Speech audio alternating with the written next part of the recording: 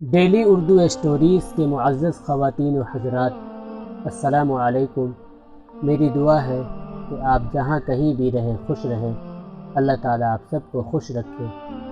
آج کی کہانی شروع کرنے سے پہلے جو لوگ ہمارے چینل پر نئے ہیں ان سے مؤدبانہ درخواست ہے کہ ہمارے چینل کو ضرور سبسکرائب کر لیں اور بیل آئیکن پہ ضرور پریس کر لیں، اور جن لوگوں نے سبسکرائب کر لیا ہے ان کا تہہ دل سے شکریہ۔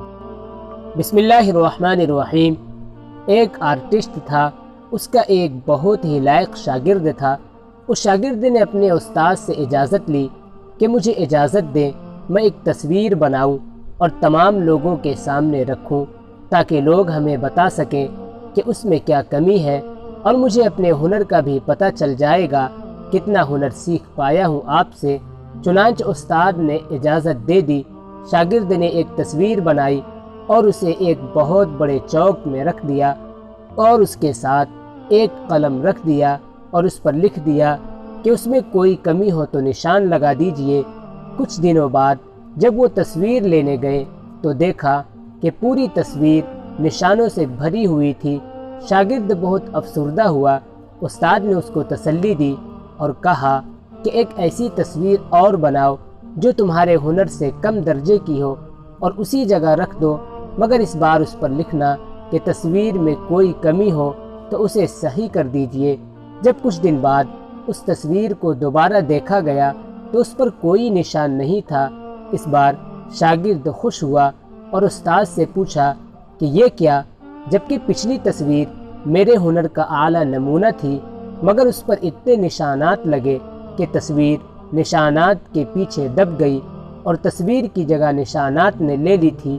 استاد نے کہا، تمہارے ہنر کا میں خود قائل ہوں، اور یہ اس لیے کہ تم میرے شاگرد ہو، بلکہ حقیقتاً تم ایک اچھے آرٹسٹ ہو، اور مجھے فخر ہے کہ مجھے تمہارا استاد ہونے کا اعزاز حاصل ہے۔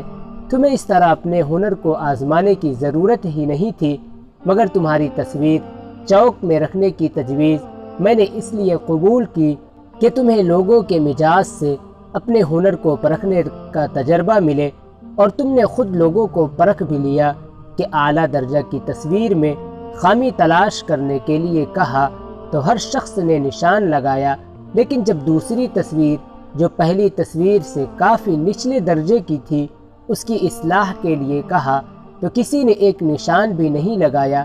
اس لیے یاد رکھو، اگر اپنے ہنر میں آگے بڑھنا ہے تو لوگوں کے تأثرات لیتے رہو، مگر ان میں الجھے بنا اپنے کام میں 100% دیتے رہو۔ یہ لوگوں کی فطرت ہے جو صرف لوگوں کی خامیاں تو تلاش کرتے رہتے ہیں مگر ان کی اصلاح کرنے کی ان میں صلاحیت نہیں ہوتی۔ اسی طرح آج ہماری قوم کا بھی یہی حال ہے۔